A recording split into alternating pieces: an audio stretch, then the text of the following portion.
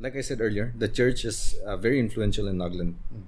Whether they are directly doing it or not, they do influence politics in our state. And what is your view on how closely these two, like the church and the state, and their relation, their proximity, should they be totally separate? Should there be some sort of, first of all, what is your opinion on that? I think it depends on our definition of politics. When we talk about politics as the life of people in a society, then I think definitely the church has a voice and something to say there. Right. But when we take let's talk about the literal, when we talk about the narrow definition of politics, which is like the elections and party politics, exactly.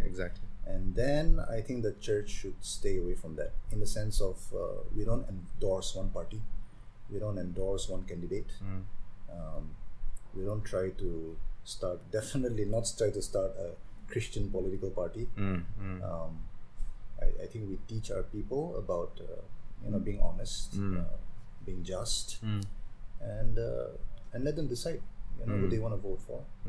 And so, like, for example, I actually I don't know what you think, I don't know what people think, but I think Clean Election by NBCC is a great initiative. I do want to talk about this. Yes. So I am very much pro clean election. If by clean election we mean that the election process has to be clean, it has to be done fairly and honestly, then I'm all for that.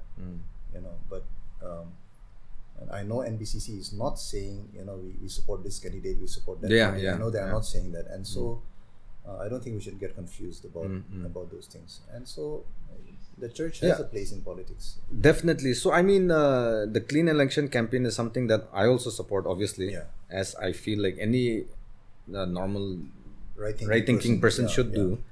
A few things on this, like why is it failing so miserably? First of all, I mean, I'm not saying it's the fault of the NBCC that the campaign is failing. That means it falls down on the people, I guess. But just a few things. What do you think? Like what sort of approach should the church, being a very influential body, in our state, how should there be another route we go taking? Because I do feel that the clean election campaign is very important. It sounds bad, but it's been failing miserably. This is gonna sound funny. I think it's failing because, like, for example, I don't know why it's failing. In the sense that very cryptic. I think I'm not informed enough, or I'm not involved enough. So while on paper and in a setting like this, I say I support clean election. Right. I'm actually doing nothing about it. Right. And I'm not even following what NBCC is doing. And maybe that's the reason why. That's nice that you can admit that, and I will too. I have no idea what they're doing. I think the only two things that I have done for clean election is some years ago, somebody came as part of the clean election and got a few minutes and spoke to the congregation about clean election. Okay. And recently, they contacted me, through me, contacted somebody in our church to support clean election. Okay. That's about it. Okay. That's my involvement with clean election, and I'm sorry to say that I have not really been involved, and maybe it's for people like me. It's not. Maybe it's like we're all part of the problem instead of just because definitely not blaming the NBCC for it, but it is like, I mean, everyone can see the situation we're in politically is like pretty much a nightmare. But can I just add one? Sure. Go ahead. I think the church has to be careful about how it aligns itself with what we call worldly power, which would be political power, military power. I think there's always a great temptation for the church to want to be partners with the powers that be. Exactly. And I mean, when we look at the life of Jesus and the temptations that are mentioned in the Bible, one of them has to do with this, with political power and how he was offered power and authority over the nations of the world and how he refused that. And but I think we keep falling into this thing again and again, and how we believe that solution can come through a political party or through a candidate, and I simply don't believe in that. I am all for good elections, and I pray for leaders, pray for political leaders. Right. But I am under no illusion that the problems of the world will be solved through some political party or through some candidate. I just don't believe that. If that were so, I think Jesus would have started a political party, but he did not. Right. Because I think that is not how what we call the kingdom of God, or God's government on this earth. I don't think that's how it comes. And so I think it comes in a different way. Yeah. And so I think the church has to be aware that it keeps falling into this temptation of wanting to control, manipulate, maybe, and maybe even use the government as a tool for its own agenda. Right. And so earlier you were asking about church and politics, and so for me, I think it is Martin Luther King Jr. Who said something like, I don't remember the exact quote, but he said something like how the church is not a servant of the state, where it is controlled by the state, but also the church is not the master of the state, where it tries to control the state, but he says the church is the conscience of the state. And so it is like we are separate, but we still have a voice. So, and we call the government and people in authority back to, like, hey, to the way of justice, the way of peace, the way of truth. I think that's the role of the church, to be that voice. Right. I can agree to that. That like they should be the guiding force. Right. But not by directly meddling in politics and such. Which leads me to one of the more contentious issues, which is our Prohibition Act. Okay. Which, for whatever reason it is, the church has said that it is the government's decision, right? That they've lifted the ban. I mean, they've imposed the ban, and whether or not to lift the ban. But like we said, although they might not be directly sort of saying or getting in between and saying don't lift the ban, we do know, like I keep repeating, the influence that it has on our state and the sort of I'll just say it like how I feel it is. The political parties are basically afraid of the backlash that they'll receive because of the stance the church takes on it, and that for the fact that we are all Christians in our state majority. What is your take on this? It is unfortunate that people are afraid of the church. Three things I would like to say in relation to prohibition. The first one is I want to be careful, and I think people should be careful of saying lift prohibition. Definitely. And prohibition, because I think we have to be careful. It's a huge. It'll be a huge move, and for us to so maybe casually, carelessly say something like that, because sometimes people say, "Be careful what you wish for. You might just get it. Be careful what you pray for. Even you might just get it." And we don't know how society will respond to the lifting of prohibition. Will it be better? Will it be worse? I don't know enough to comment with so much authority and certainty on something like that. It may just be worse. And Nagas don't have a very good track record of handling our freedoms very well. I mean, we talk about 4-lane highway. When our roads get better, accidents increase. And so privileges and freedoms, I don't know how well we handle those things. Yeah, fair enough. Somebody was recently talking about how in Nagaland, like every family can talk about a case of alcoholism or drug addiction in the family, like, and so how we don't know how to manage, our freedoms, and so it is a problem, and so we have to be careful that we don't just say, it has to be lifted. Right. I agree with that. The second thing is, I think the church has made its stance very clear on prohibition, and I don't think people should keep blaming the church for prohibition. Right. I mean, what do we expect the church to do? If not voice out and speak its convictions. And so if our church leaders have this conviction that prohibition must be in place, allow them the permission to speak their mind, right, and speak what's in their hearts, and if that is their conviction, let them stand on it. And so for me, the church has made its stance clear, and I think the government should have enough guts to make its own decision. Take the opinion of the church, but make your decision. So how the church has made its decision known.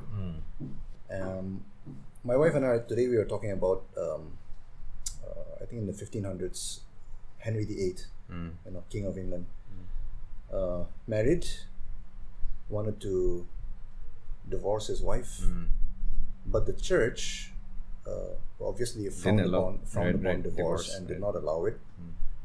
But he wanted the church to bless his divorce, and he went to great lengths to make the church bless his divorce.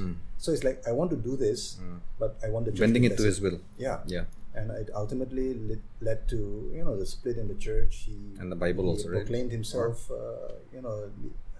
leader of Anyway, so and so it's like, if the government is thinking like we want to lift prohibition, but we want the church to agree with us, that's not going to happen.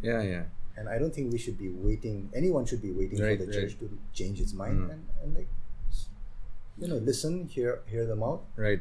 But whoever is in power, like, you make the decision. And if the church is going to threaten you, and no, what I mean to say that they're scared that I'm not implying that they're actually scared of the church. I'm just saying they're scared of the domino effect, which would be obviously them losing power, and not through the votes. Votes. Not meaning to say that they feel that church is threatening them. It's just that the consequence of. I understand that. Yes. So that's what I just wanted to ask. But I said 3 points. Please. The third thing, in relation to prohibition is, having said all that about the church has made its decision, and also how we have to be careful about lifting prohibition.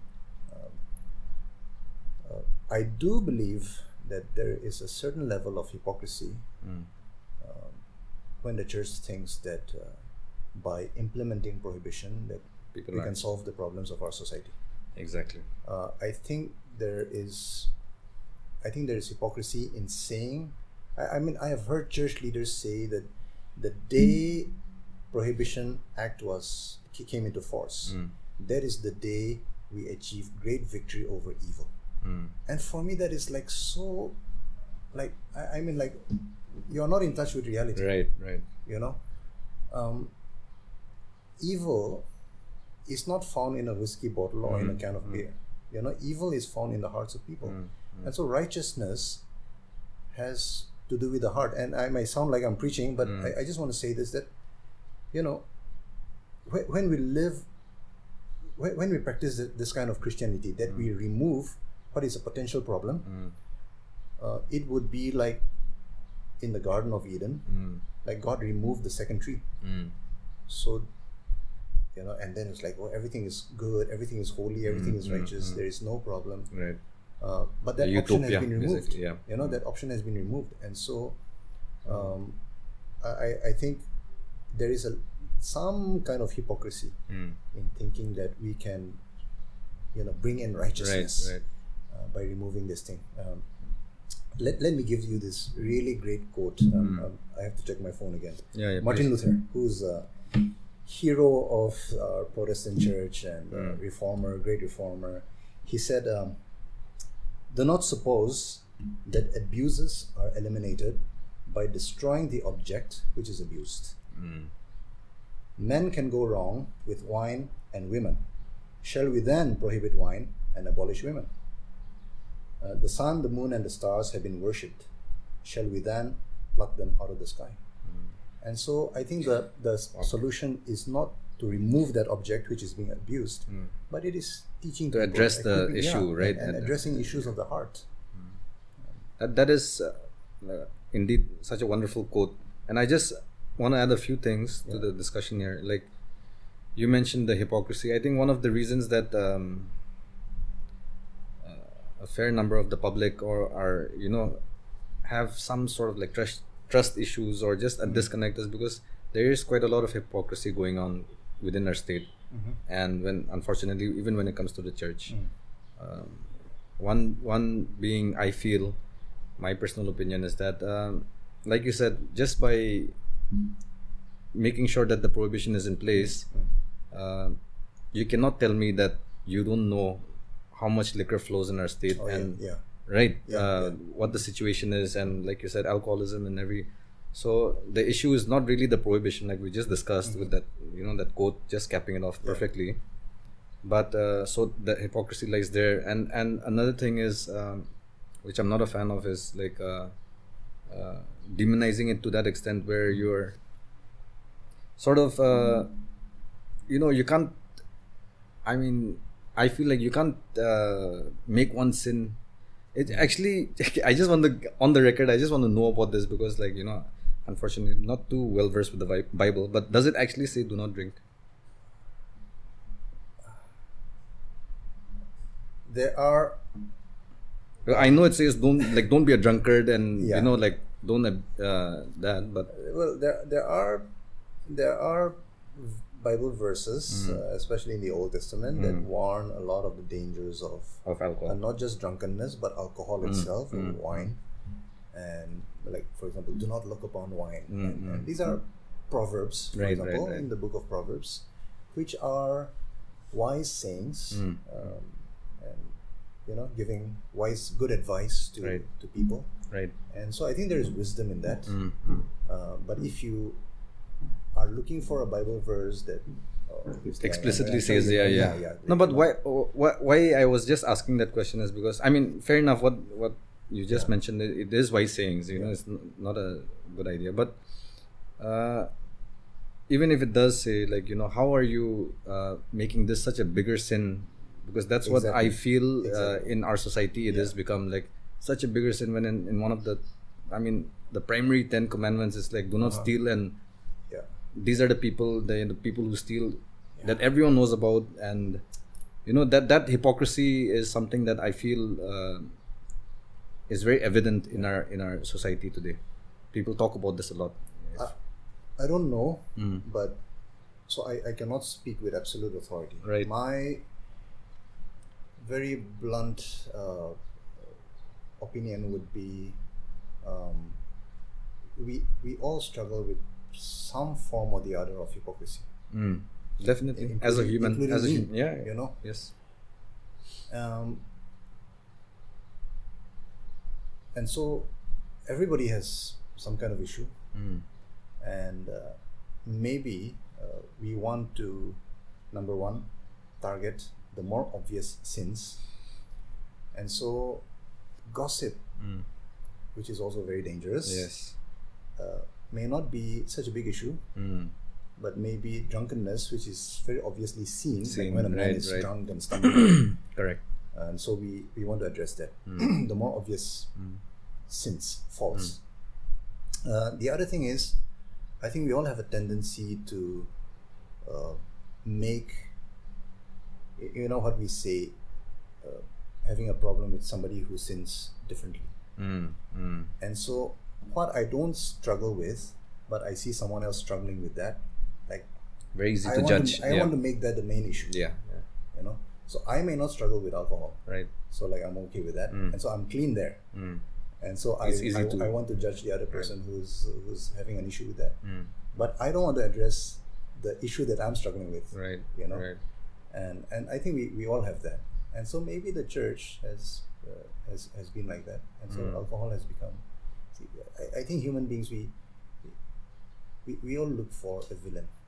We all want to blame someone. Yeah. Blame And something. a hero also. Yeah. And we want to demonize something. Yeah. And alcohol is that. And another one is homosexuality. Yeah.